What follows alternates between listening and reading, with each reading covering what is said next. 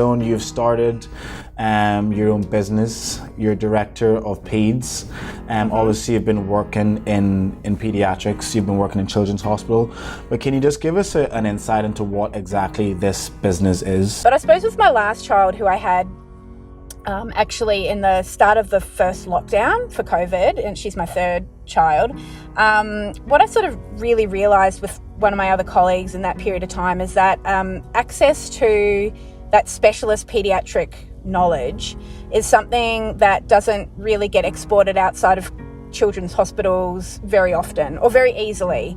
And, you know, originally we were sort of thinking mostly in the healthcare sector, so some of our smaller regional hospitals being able to have the access to, that more complicated pediatric knowledge and background.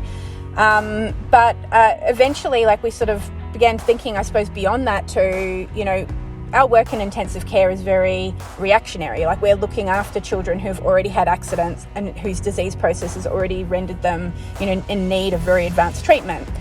What about if we could take our skills and knowledge all the way back to the start of that, to the parents and the carers of children, to empower them with the knowledge and skills to know what to do and to prevent those things from happening, or if they do happen, responding appropriately and effectively.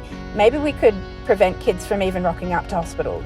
Maybe we could, really make an imprint and a reduction in, the mortality rates of children. And I know that sounds like a really big, a big task, but I suppose, as I've sort of said, I think I've developed this, passion for aiming big. And then, wherever I get to is going to be worthwhile. So, the journey that we are on is, going out and delivering a variety of different education, to parents, to carers, to grandparents, to aunties and uncles.